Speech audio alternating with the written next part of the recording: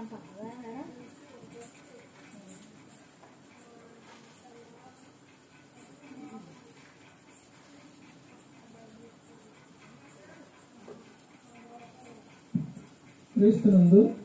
సహోదరి సహోదరులారా, ప్రభువైన యేసుక్రీస్తు నామములో హృదయపూర్వక వందనాలండి. ముందుగా ఇంత మంచి సమయాన్ని ఇచ్చిన తండ్రైన దేవునికి ప్రభువైన క్రీస్తు ద్వారా కృతజ్ఞతాస్తుతులు చెల్లిస్తున్నానండి. అందరూ బాగున్నారండి. వాక్యం చదువుకొని ప్రార్థన చేసుకున్న తర్వాత పాఠంలోనికి వెళ్దామండి.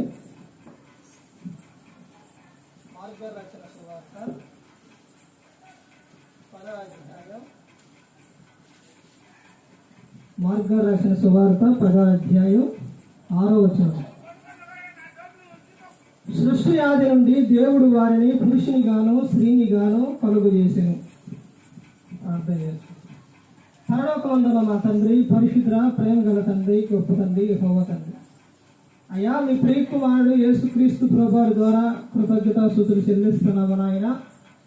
అయ్యా ఈ కూడికంతట్లో మీరే నడిపించండి నాయన. వాక్యం బోధించుండగా లోక సంబంధమైన జ్ఞానంతో కాకుండా మీ జ్ఞానంతో మాట్లాడే భాగ్యం దయచేస్తారని మా ప్రభువైన యేసుక్రీస్తు నామమున వేడుకుంటున్నాం తండ్రి, ఆమేన్. ప్రభువైన యేసుక్రీస్తు నామములో హృదయపూర్వక వందనాలండి. దేవుని కుమారుడు యేసుక్రీస్తు ప్రభువారు లోకానికి వచ్చిన తర్వాత పరలోక రాజ్యం సమీపిస్తుంది కనుక మారు మనసు పొందమని ప్రకటింప మొదలుపెట్టింది. అంశం పాఠం పేరు ఏంటంటే, దేవుడు పురుషుని గాను స్త్రీని గాను ఎందుకు జతపరిచాడు? మాకు తెలియదు అనుకుంటున్నారా? మాకు తెలుసు అనుకుంటున్నారండి. ఈ భూమి మీద దేవుడు పురుషుని గాను స్త్రీని గాను వారిద్దరిని కలుగజేసి వారిద్దరిని జతపరిచి వారు భూమి మీద ఎలా ఉండాలో అన్నది గ్రంథంలో చెప్పారు. క్రైస్తవులుగా ఉన్న ప్రతి ఒక్కరు కూడా వాక్యాన్ని ఏం చేస్తారు? ఏం చేయరు. బైబుల్ తీసుకెళ్ళి భద్రంగా దానికి గిప్పేసి దానికి కవరేసి తీసుకెళ్ళి భద్రంగా రాసి మరలా ఎప్పుడు ప్రార్థనప్పుడు, అంటే ఆరాధనప్పుడు, కూడికప్పుడు అప్పుడు తీసుకోండి. అంతేనండి. అలా కాదు, ప్రతి ఒక్కరూ కూడా వాక్యాన్ని ఏం చేయాలి? 1 చదవాలి, 2 ధ్యానించాలి, 3 పరిశోధించాలి. అప్పుడే అర్థమైంది. ఇప్పుడు ప్రతి ఒక్కరూ కూడా వాక్యాన్ని చదువుతారు. మరి చదివినప్పుడు గ్రంథం ఏం చెబుతుంది? పురుషుని గురించి స్త్రీని గురించి దేవుడు వారిని జతపరిచిన తర్వాత యామని గ్రంథం చెబుతుంది. దేవుడు యామని రాపించాడు. ఎక్కువ సమయం తీసుకెళ్ళాలి. టైం కూడా చాలా అయింది, దోమలు కూడా ఎక్కువ ఉన్నాయి కాబట్టి ఎక్కువ సమయం తీసుకెళ్ళాలి. ఎందుకు జతపరిచింది దేవుడు? ఇప్పుడు వివాహాలైన వారు ఉన్నారు. ఆ సందర్భాల్లోని ఆ వివాహం జరిగేటప్పుడు ఏమని చెప్పారు? ప్రతి ఒక్క విషయాల్లో కూడా పురుషుడు స్త్రీని ఏం చేయాలి? ప్రేమించాలి. స్త్రీ ఏం చేయాలి? భర్త యందు భయము కలిగి ఉండాలి అని చెప్పారు. దేవుడు చెబుతున్న ఒక విషయం, ఇదిగో మీరిద్దరిని ఎక్కడో ఉన్న వారిని ఎక్కడెక్కడో ఉన్న వారిని ఇద్దరిని కూడా జతపరిచి మిమ్మల్ని ప్రేమించి మీకు ఏమిస్తున్నారు? గర్భఫలమైన పిల్లలను ఇస్తున్నారు. ఇప్పుడు దేవుడు జతపరిచిన తర్వాత వీరిద్దరూ ఎలా ఉండాలి? ఏ విధంగా ఉండాలి? ఆ రోజున వివాహ సమయాల్లో చెబుతారు. ఆ తర్వాత క్రమంగా దాన్ని ఏం చేస్తారు? మరిచిపోతారు. దేవుడు చెబుతున్న ఒక విషయం, ఇక్కడ చెబుతున్న విషయం ఏంటి? దేవుడు పురుషుని గాను స్త్రీని గాను కలుగు చేశారు. కలుగు చేసిన వీరు ఎలా ఉండాలి? అసలు ఎందుకు వీరిద్దరిని జతపరిచారు? పురుషునికి స్త్రీని ఎందుకు జతపరిచారు? ఎందుకు చెప్పండి? సాటైన సహాయం. ఆదికాండం 2:18 ఉంటుంది. సాటైన సహాయం. ఏ విషయంలో సహాయం? ఏ విషయంలో సహాయం? అన్ని విషయాల్లో సహాయం. ఇలా ఇప్పుడు చదివిస్తే చాలా రిఫరెన్స్లు ఉన్నాయి, కానీ సమయం సరిపోదు. ఏ విషయాల్లో సహాయం అని అంటే సామెతలో 31:10 నుంచి 31 వరకు స్త్రీ యొక్క సహాయం. ఏంటి ఆ సహాయం? ఒకరితోనేనా? ఆ కుటుంబం మొత్తానికి, ఇంటి వారి అందరికి. ఏమని చెప్తున్నారు 10 గుణవతి అయిన భార్య. అట్టిది గుణవతి అయిన భార్య దొరుకుట అటుది దేనికంట? ముత్యము కన్నా అమూల్యమైనదంట. ఆమె యొక్క లక్షణాలు ఎలా ఉంటాయి? ఆమె పెందరకాడనే వేస్తుంది. తర్వాత పిల్లల విషయాల్లో కానీ, ఆ కుటుంబ విషయాల్లో కానీ ఆమె నోరు తెరిస్తే మామూలుగా ఉండదు. అర్థమైందండి. ఇక అక్కడి నుంచి వెళ్ళిపోవాల్సిందే, వెళ్ళారు. అలా ఉందండి. జ్ఞానం కలిగి నోరు తెలుస్తుంది, జ్ఞానం కలిగి చెబుతుంది. తర్వాత ఇంట ఉండి తీతుకు 2 ఉంటుంది. ఇంట ఉండి భర్తకు పిల్లలకు ఏం చెబుతుంది? వాక్యం చెబుతుంది. చెబుతున్నారండి. ఏమనుకోండి, పురుషులేరి అందరూ స్త్రీలే ఉన్నారు. ఇక్కడ ఒక్కసారే కాదులేండి, ప్రతి ఒక్క చాట కూడికైనా, ఆరాధన అయినా, మీటింగ్స్ అయినా ఎక్కువ ఎవరు కనపడతారు? స్త్రీలే కనపడతారు. మరి ఏం చెబుతున్నారు? బైబిల్ గ్రంథంలో 2 విషయాలు చెబుతుంది. ఒకటి, నీ భర్తకు నువ్వు చెబితే వాస్తవం. రెండో విషయం ఏంటంటే పేతురు గారు రాసిన పత్రికలో ఏమని ఉంటుందంటే, నీ భర్తకు వాక్యం ప్రార్థన తెలియకపోతే నీ పవిత్ర ప్రవర్తన చూసి రాబట్టవాడు. అన్ని విషయాల్లో ఇది చేద్దాం, ఇది కావాలి, ఇది తీసుకురా, అది లేదు అనే విషయాల్లో స్త్రీ ఒక్క విషయంలో మాత్రం చెప్పరు. కుటుంబ విషయాల్లో అన్ని విషయాల్లో చెప్పింది స్త్రీ. చెబుతారు, అన్ని విషయాల్లో చెబుతారు. జీవనోపాధి కోసం చేసే ప్రతి ఒక్క విషయాల్లో, కుటుంబ విషయాల్లో, అన్ని విషయాల్లో జాగ్రత్త తీసుకుంటారు. అన్ని విషయాలు. ఎవరైనా ఏదైనా చేశారంటే, కొన్నారంటే, లేకపోతే ఏ విషయాల్లో కూడా మనం తక్కువయ్యి, మంచిదే, చాలా సంతోషమండి. పనులు చేసుకోవడం మంచిదే, అన్ని విషయాల్లో మంచిది. కానీ ఇన్ని విషయాల్లో జాగ్రత్తగా ఉండే స్త్రీ తన సంతోషం, ఆనందం ఎప్పుడు యుగాలు తరతరాలు కూడా సంతోషంగా ఉండే ఆ ఆనందాన్ని మాత్రం కోరుకోవట్లేదు. కోరుకుంటున్నారా? కోరుకోవట్లేదు. ఎక్కడ కోరుకుంటున్నారు సంతోషం? భర్త కానీ, కుటుంబం కానీ ఆనందంగా ఉండాలని ఎక్కడ కోరుకోలేదు. ఎక్కడ వరకే? ఈ లోకం వరకే. మరి శాశ్వతమైన లోకం కొరకు అక్కడ మేము కుటుంబం అంతా ఒకసారి ఉండాలి, ఆనందంగా ఉండాలి, సంతోషంగా ఉండాలని కోరుకుంటున్నారండి. అలా కోరుకునే స్త్రీ, పురుషుడు పిల్లల విషయాల్లో, అన్ని విషయాల్లో గ్రంథాల్లో ఉన్నారు. అన్ని విషయాలు పరలోకంలో ఉండాలి, ఆనందంగా ఉండాలి, సంతోషంగా ఉండాలని కోరుకొని ఒక ఆమె ఉంది. ఎవరామె అంటే రోమిలి రాసిన పత్రిక 16వ అధ్యాయంలో 3-4 వచనాల్లో ఎవరు కనపడతారు? Priscilla, Aquila, Priscilla. దేవుడు జతపరిచినది ఎందుకు అని అంటే అక్కడ చెబుతున్న విషయం, వారిద్దరు కూడా ఒక సేవకునికి ఏమై ఉన్నారు? సహకారంగా ఉన్నారు. తమ ప్రాణాలు ఇచ్చుటకైనను తెగించారు. వారి ఏంట ఏమున్నది? సంఘం ఉంది. అన్ని జనులు వీరికి ఏమై ఉన్నారు? కృతజ్ఞులై ఉన్నారు. వారికి ఏం చెప్పుడే? వందనాలు చెప్పుడే అని ఎవరు చెప్తున్నారు? అపోస్తలుడైన పౌలు గారు. అంటే అక్కడ ఉన్న సిచ్యువేషన్ ఏంటంటే, ఓ ప్రాంతం నుంచి అక్కడ ఉన్న చక్రవర్తి వెళ్ళిపోమని చెబితే, ఎలాగపోతే ప్రాణాలు తీసేస్తాం వెళ్ళిపోవాలంటే, వెళ్ళిపోయి అందరూ బయలుదేరి వెళ్ళిపోయే సమయానికి పౌలు గారు అడగలుగుతారు. వెళ్ళినప్పుడు అప్పుడు సేవకుడు ఇక్కడికి వచ్చాడు. ఎందుకు? దేవుని పని నిమిత్తం వచ్చారని, మా ప్రాణాలు పోయినా పర్లేదని అక్కడి నుంచి వాళ్ళు వెళ్ళరు.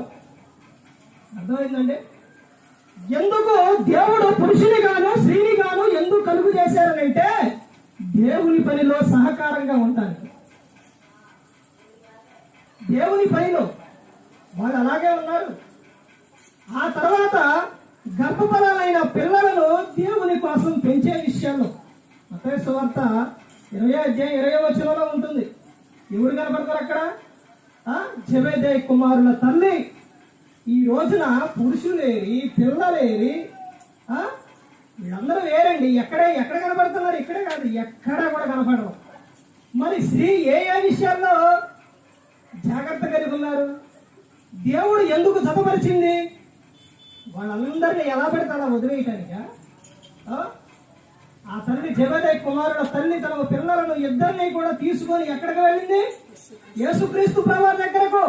ఏమని కోరుకుంటుంది? అయ్యా ఒక డాక్టర్ కావాలి. అయ్యి మంచిదేనండి, అది కాదని నేను చెప్పట్లేదు, కానీ పరలోక సంబంధమైన విషయాలు చెబుతున్నాను. ఏంటి అని అంటే, ఒకళ్ళు నీ కుడి వైపులను ఒకళ్ళు నీ ఎడం వైపులను నువ్వు కూర్చుండ సెలవమ్మని ఆ తల్లి అడుగుతుంది. చూశారండి? అంటే ఎక్కడ? పరలోకంలో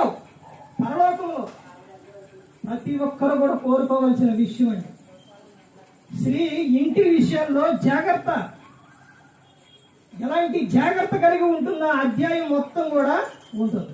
తర్వాత అపోస్తలుడైన పౌలు గారు ఎఫెసీయులకు 22వ వచనంలో వాళ్ళు ఒకరికి ఒకరు ఎలా ఉంటారు? 33వ వచనంలో చెబుతున్నారు. ఒకరి పట్ల పురుషుడేమో తమ భార్య పట్ల ఎలా ఉండాలి? ప్రేమ కలిగి ఉండాలి. స్త్రీ ఎలా ఉండాలి? భర్త పట్ల భయం కలిగి ఉండాలి. భయం లేదు, ఏం లేదు. ఒకటంటే రెండు అంటాం. అర్థమైందండి? నీకు లోబడేది ఏంటి? నీకు శిరసెవరు? శిరసెవరండి? భర్త. అర్థమవుతుందండి? తర్వాత ఇంకా చెప్తున్న విషయం ఏంటంటే, కొలసీలకు 3వ అధ్యాయం 17-18 వచనాల్లో వీరిద్దరిని ఎందుకు జతపరిచారు అని అంటే, దేవునికి నిత్యం ఏం చెల్లించాలి? కృతజ్ఞతాస్తుతులు చెల్లించాలి. కోటి గారు కృష్ణవేణం వాళ్ళు దేవునికి ఏం చేస్తున్నారు? కృతజ్ఞతాస్తుతులు చెల్లిస్తున్నారు. వారి జీవితంలో వివాహమైన తర్వాత దేవుడు వారి జీవితంలో కాపాడిన విధానాన్ని బట్టి, నడిపించిన విధానాన్ని బట్టి ఇప్పుడు అనేకులు ద్వారా దేవుని వాక్యాన్ని వినిపిస్తున్నారు. అంటే ఏం చేస్తున్నారు? దేవునికి కృతజ్ఞతాస్తుతులు చెల్లిస్తున్నారు. అలాగే ఇంకా ఎలా ఉండాలి అని అంటే, స్త్రీ ఎలా ఉండాలి అని అంటే, కుటుంబంలోని రూతు 1వ అధ్యాయం 16వ వచనంలో ప్రేమ కలిగి ఉండాలి. ఈ రోజు అక్కడ ఎవరు కనబడతారండి? ప్రేమ గురించి చెబుతున్నారన్నారు. అక్కడ ఎవరు కనపడతారు? రూతు 1వ అధ్యాయం 16వ వచనంలో ఎవరు కనపడతారండి? చెప్పరా? ఎవరు కనపడతారు? అత్త, కోడళ్ళు. అర్థమవుతుందండి? నయోమి, రూతు ఈ రోజున వివాహమై వచ్చిన తర్వాత ఎక్కడ నుంచో ఒక చోట ప్రేమగా తల్లిదండ్రుల మధ్య ఆప్యాయతగా పెరిగి వచ్చిన కోడలు ఎలా చూస్తున్నారు? మొత్తాన్ని అక్కడ వదిలిపెట్టేసి, అందరినీ వదిలిపెట్టేసి ఇక్కడికి వచ్చి సర్వస్వం కూడా భర్త, కుటుంబం అనే ఆమె విషయాల్లో నువ్వు ఎలా ఉంటావు? నయోమి ఎలా ఉందండి? తల్లిగా ఉంది. ఎలాంటి జాగ్రత్త తీసుకుని, ఎలాంటి ప్రేమ చూపించింది ఆమె. నేను నిన్ను వదిలిపెట్టి వెళ్ళను, నీ దేవుడే నా దేవుడు, నీ జనమే నా జనం, నువ్వెక్కడ ఉంటే నేను అక్కడ ఉంటానని చెప్పింది అని అంటే ఆమె రూతు ఎలాంటి ప్రేమ కలిగి ఉందండి ఆమె. ఈ రోజున అలాంటి ప్రేమ అత్తే కలిగి ఉన్నారా? తర్వాత కోడల విషయంలో కోడలు కూడా ఎలా ఉండాలో తెలుసండి. వచ్చిన నువ్వు వచ్చిన ఇంటికి నువ్వు ఎలా చూడాలి? నీ తల్లిగా చూడాలి. నీ తల్లి లాంటి తల్లే ఆమె, అంత ప్రేమగా చూడాలి. వాళ్ళిద్దరు అంత ప్రేమగా ఉన్నారు కాబట్టి వారి జీవితం ఎలా ఉందో తెలుసండి. మొదటిలో ముగిస్తానండి. మొదటిలోని నయోమి ఏమని చెప్పింది? నా పేరు నయోమి కాదు, మారా అని పిలవండి. దేవుడు నాకు ఇచ్చేసింది అంది. తర్వాత చివరిగా వెళ్ళేసరికి ఏం చెప్పిందండి? దేవుడు నాకు గొప్ప మేలు చేసిండు. చూశారండి? అది ఎక్కడి నుంచి వచ్చింది? ప్రేమ. అర్థమవుతుందండి? ఒకరి పట్ల ఒకరి ప్రేమ. ఆ ప్రేమే దేవుడు అలా ప్రేమ కలిగి ఉన్నప్పుడే సంతోషిస్తాడు. వినయం గల వారి యొద్దనే దేవుడు నివాసం చేస్తాడు. ఇంకా ముందుకెళ్తే చెబుతున్న విషయం చూడండి, తిమోతి రాసిన మొదటి పత్రిక 5వ అధ్యాయం 14వ వచనంలో నిందించుటకు విరోధికి అవకాశం ఇవ్వకూడదు. నీ కుటుంబంలోని విషయాలు కానీ లేకపోతే ఏదైతే చూపించే విధానం కానీ బయట ఉన్న వారికి నువ్వు అవకాశం ఇవ్వకూడదు. మాట విషయాల్లో భర్త జాబుకెళ్ళి వచ్చిన పనికెళ్ళి వచ్చిన కోపడితే ఒక మాట అంటే తగ్గించుకొని ఉండు. అర్థమైందండి? అందులో తప్పేమి లేదు. ఆయన ఒకటని నువ్వు ఒకటని రేపు పొద్దున బయట ఎవరన్నా నీకన్నా చిన్నవాడు ఏదన్నా అరుచుకున్నప్పుడు నువ్వు వెళ్ళి చెప్పగలుగుతావా? చెప్పలేరు. అర్థమైందండి? నిందించుటకు విరోధికి ఏ విషయాల్లో అవకాశం అనేది ఇవ్వకూడదు. తర్వాత హోషేయ గ్రంథంలో ఆమె ఎవరో తెలుసండి, నువ్వు పెళ్ళాడిన భార్య. అర్థమైందండి? పురుషులకు చెబుతున్న విషయం. ఇప్పుడు ఆ స్త్రీ గురించి విన్నారు కదా, ఇప్పుడు పురుషులకు చెబుతున్న విషయం. ఆమె విషయాల్లో ఎలా ఉండాలి అని అంటే, ఆమె ఇద్దరు కలిసి ఎలా ఉండాలనంటే నమ్మకం కలిగే ఉండాలి. చివరిగా పురుషుడు దేవుని యందు భయభక్తులు కలిగి ఉంటే ఆ కుటుంబం ఎలా ఉంటుందో తెలుసండి? ఎలా ఉంటుంది? కీర్తన 128వ కీర్తన 1వ వచనం నుంచి 6వ వచనం వరకు ప్రతి ఒక్కరు కూడా ప్రతి ఒక్క కుటుంబంలో కూడా చదువుకోవలసిన ఒక కీర్తనది. యెహోవా యందు భయభక్తులు కలిగి ఆయన త్రోవల యందు నడుచు వారందరూ ధన్యులు. నిశ్చయముగా నీవు నీ చేతుల కష్టార్జితం అనుభవించదవో నీవు ధన్యుడవో, నీకు మేలు కలుగును. అంటే ఎవరు కనబడుతున్నారు అక్కడ?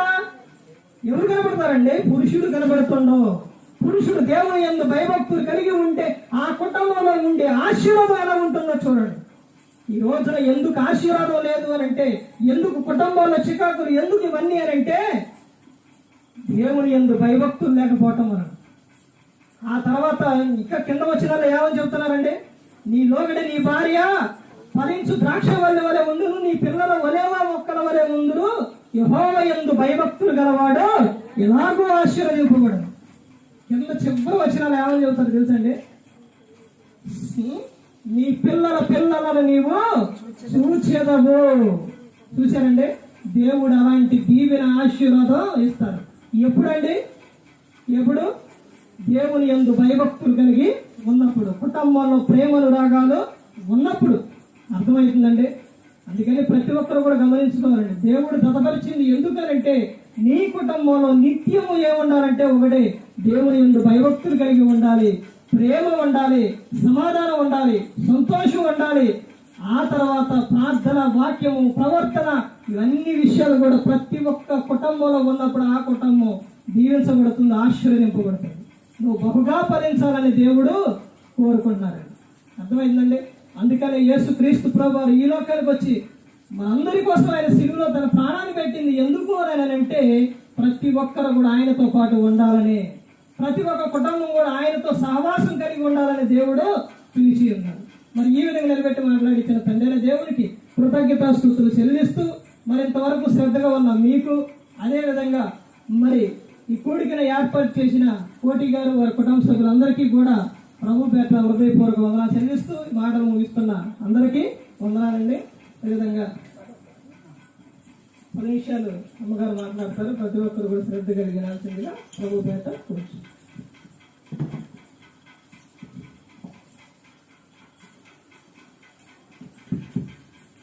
దేవునికి